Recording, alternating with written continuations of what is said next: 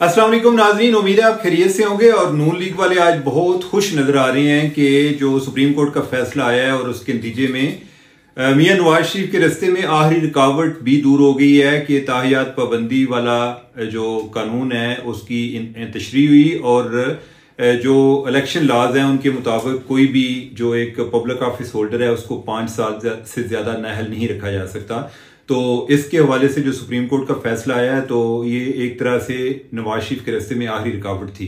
तो क्या वो प्राइम मिनिस्टर बन पाएंगे, आज हम एक इस इशू पे बात करेंगे। और दूसरा ये है कि कल एक बहुत अहम केस पेशावर हाई कोर्ट में सुना जा रहा है जिसका पीटीआई के मुस्तकबिल पर गहरे असरात होंगे और वही बल्ले वाला निशान, उसके रिलेटेड जो मामला है इंट्रा पार्टी इलेक्शन का, उस पर कल समाअत होगी 2 रुकनी लार्जर बेंच की।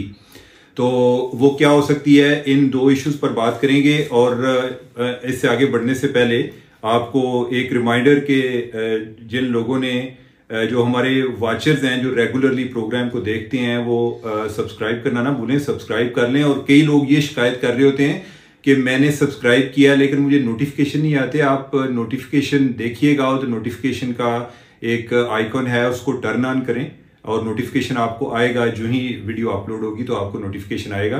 और साथ लाइक किया करें, लाइक करने से जो है ना वो एक शेयरिंग ज्यादा होती है, बाकी जो है वो यूट्यूब भी आगे दूसरे लोगों तक भी शेयर करता है। तो हम वापस आते हैं अपने मौजू की तरफ। इस वाले से तो आप काफी हद तक जान चुके होंगे कि सुप्रीम कोर्ट ने जो फैसला किया है उस पर मुझे मजीद तफसील में जाने की जरूरत नहीं है। लेकिन आगे अब सवाल ये आ गया है क्योंकि कोई ना कोई मसला हमारे यहाँ मौजूद रहता है कि आगे नवाज शरीफ का क्या बनेगा, तो क्या वो प्राइम मिनिस्टर बनेंगे कि नहीं। और इस वाले से जो ज्यादातर मुझे आर्गूमेंट सुनने में आता है वो कहते हैं जी कि नवाज शरीफ दी ना एस्टैब्लिशमेंट नाल नहीं बननी जे, अगर हो गए ना तो 6 महीने तो ज्यादा भाईजान इन्हों नहीं जे रहना, इन्हों की लड़ाई हो जानी जे, ठीक है। अच्छा, ये लोग इस तरह की बातें करते हैं और उनका ख्याल है कि मियां नवाज शरीफ जो है ना वो मियां शहबाज शरीफ को वो अजली कोई गुलामाना जहनीत के मालिक हैं, वो गुजारा कर सकते हैं, तो जो नवाज शरीफ हैं वो गुजारा नहीं कर सकते। तो नाजरीन मैं कुछ आपको पहले बैकग्राउंड बताऊं कि अगर वो लोग जो कि जिन्होंने मियां नवाज शरीफ के साथ भी काम किया है, कोई ये तासर जो है ये काफी स्ट्रांग हो गया है जिसका ओवरऑल मियां नवाज शरीफ ने फायदा भी उठाया, उनको फायदा भी हुआ। ये नहीं है कि सिर्फ नुकसान हुआ है, कि ये जो एक तासर मिलता है ना कि उन्होंने फौजियों नाल नहीं बनती। मियां नवाज शरीफ ने फौजियों के साथ बनाने की कोशिश की है, जनरल रहील शरीफ के साथ या जनरल बाजवा के साथ उन्होंने बनाने की कोशिश की और काफी हद तक उन्हें मुस्बत जवाब भी मिला। ये जो मुस्बत जवाब था वो सिर्फ बाज़ औक़ात ये होता है कि आर्मी चीफ की तरफ से मिल रहा होता है, अदारा जो है वो कोई और तरफ चल रहा होता है। तो ये काफी पेचीदा किस्म का मामला है, इस पर हम बाद में एक सैर हासिल बहस बाद में करेंगे या गुफ्तगू करेंगे। तो आज जो मैं बात करने जा रहा हूँ, मुझे नहीं लगता कि कोई इस तरह के कोई सुइसाइड बम्बर मियाँ साहब नहीं है, एक रैशनल प्लेयर हैं। उन्होंने आगे भी हुकूमत को चलाने की कोशिश की और मुहाजरे से बचने की कोशिश की, अनफॉर्चुनेटली वो ना कर सके।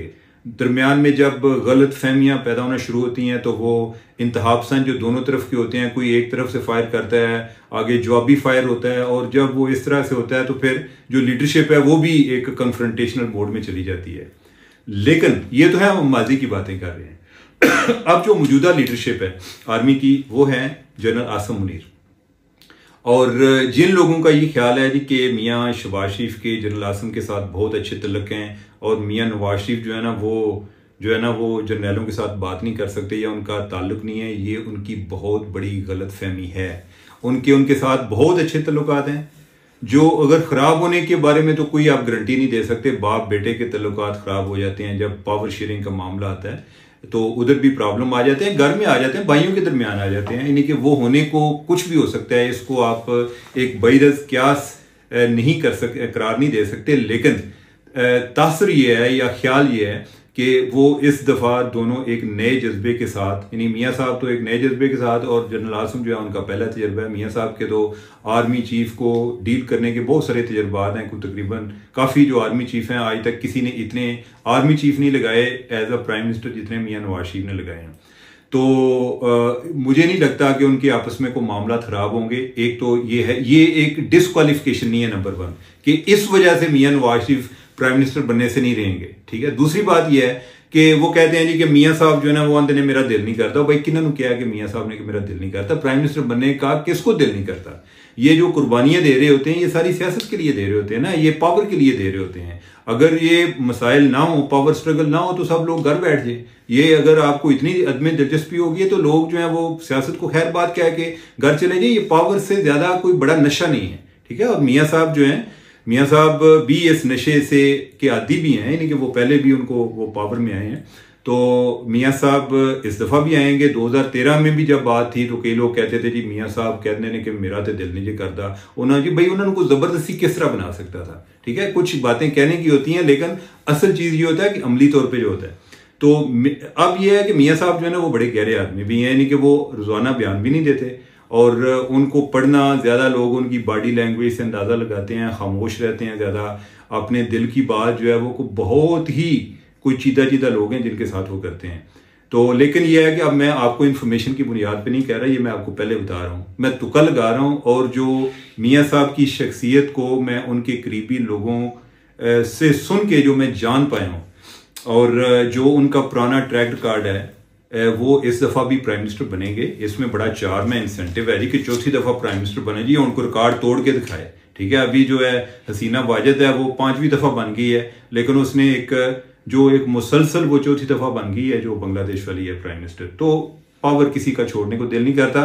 तो अगर अपॉर्चुनिटी मिली, अगर जिस तरह की प्लानिंग हमारी एक मुक्तदरा की है जिसको एस्टेब्लिशमेंट का हमने उर्दू जो एक लफ्ज़ तराशा है कि मुक्तदरा, जो उनकी भी प्लानिंग है उसमें यही है कि नून लीग को इक़्तिदार दिया जाएगा। और अगर नून लीग को मिलता है तो मैं इसका मतलब ये समझता हूं कि prime minister Mian Mohammad Nawaz Sharif, ladies and gentleman, prime minister Mian Mohammad Nawaz Sharif, तो ये वाली सूरत हाल बनेगी, वो प्राइम मिनिस्टर बनेंगे।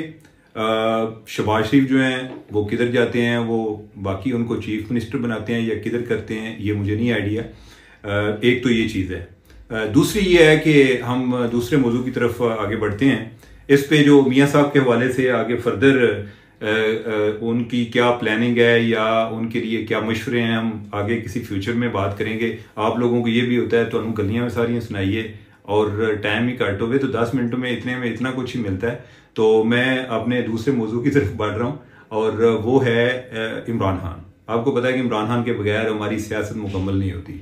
इधर जितनी भी सियासत चल रही है वो ये है कि प्रो इमरान खान और एंटी इमरान खान। अब वो सियासत नहीं है कि प्रो स्टैब्लिशमेंट और एंटी स्टैब्लिशमेंट। इस टाइम प्रो इमरान खान और एंटी इमरान खान, आप उनसे इख्तलाफ करें, आप उनसे इतफाक करें, लेकिन इमरान खान हमारी सियासत में एक बहुत अहम रोल है उनका, यानी कि वो पॉजिटिव या नेगेटिव की मैं अभी डिटेल में नहीं जाऊंगा, वो आप अपनी मर्जी से उसकी तशरीह करें।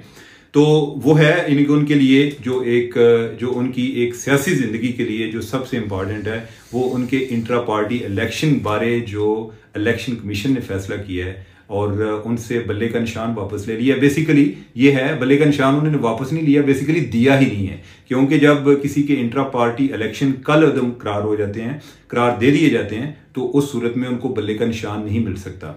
तो आपके नॉलेज में है कि वो उसके खिलाफ पीटीआई हाई कोर्ट में गई। हाई कोर्ट के एक रुकनी बेंच ने क्या इलेक्शन कमीशन तुसी कौन होंदे हो इन्हां कोलों बल्ले दा निशान लैन वाले, ठीक है। उन्होंने जो इलेक्शन कमीशन का फैसला कल अदम करार दे दिया, इलेक्शन कमीशन को सुने बगैर, जिसके खिलाफ वो आगे दो रुकनी उन्होंने आगे जो मामला लार्जर बेंच को भेजा। इलेक्शन कमीशन जो है वो फिर हाई कोर्ट गया कि भाईजान साडी भी गल सुन लिया करो, एवं इतना फैसले देंदे जाया करो, कोई जो तुम फैसला करना है करो, लेकिन गल तो सुनो साडी, को मैरिट ते देख लो। तो अब यह है कि जो एक रुकनी और बेंच था, उन्होंने जो पहला फैसला है कि भाई इनको इलेक्शन कमीशन को सुने बगैर ये फैसला दिया गया, लिहाजा उस बुनियाद पे जो पहला स्टे मिला था पीटीआई को वो खत्म कर दिया। अब जो है लार्जर बेंच कल इस केस को सुनेगा। अब लार्जर बेंच क्या करता है उसकी तफसीलात मैं अभी भी डिस्कस करना चाहता हूं, लेकिन बेहतर यह है कि कल हम करें। मैं आपको ये जरूर बता दूं कि कानूनी लिहाज से पीटीआई का केस बहुत कमजोर है। कानूनी लिहाज से पीटीआई का केस बहुत कमजोर है, ठीक है। ये हम जो है ना ये ज्यादातर एक सियासी बहस कर रहे होते हैं, ठीक है। पीटीआई वाले जो है ना वो भी ज्यादा सोशल मीडिया पे फोकस कर रहे होते हैं। कानूनी लिहाज से वो इतना मामलात की पेचीदगी, उनकी बारीकियों को इतनी अटेंशन नहीं देते कि जितनी जरूरत होती है जिसका उनके मुस्तकबिल से ताल्लुक होता है। तो लिहाजा जब उनके हक में फैसला नहीं आता तो वो काम शुरू कर देते हैं। इसमें कोई शक नहीं है कि वो टारगेट हो रहे हैं, सब कुछ हो रहा है, लेकिन यह है कि उसमें अपने आप को बचाना भी तो उनकी ड्यूटी में शामिल है ना, वो किसी ने और ने आके तो नहीं ना बचाना। तो अब जो है एक तो उनका अगले 2 दिन अहम है किस लिहाज से कि कल 2 रुकनी बेंच जो है उसने केस को सुनना है और परसों सुप्रीम कोर्ट में भी केस लगा हुआ है। सुप्रीम कोर्ट में पीटीआई किस चक्कर में गई हुई है कि जी जो स्टे उनका खारिज किया गया है यानी कि इलेक्शन कमीशन के खिलाफ पेशावर हाई कोर्ट ने उस फैसले के खिलाफ गई हुई है।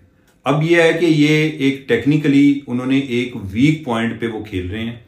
इसकी तफसीलात भी हम अगले व्लॉग में, यानी कि कल तरफ पेशावर हाई कोर्ट वाली बात आ जाए तो मैं आगे तब आपको जाके फ्यूचर में पेशावर जो सुप्रीम कोर्ट में क्या हो सकता है, मैं कानूनी लिहाज से बात करता हूँ, मैं जजेस का माइंड मैंने नहीं पढ़ा हुआ, ठीक है, लेकिन यह है कि कानूनी मैं एक मेरिट को डिस्कस कर सकता हूँ किसी हद तक, तो उस पर हम कल बात करेंगे।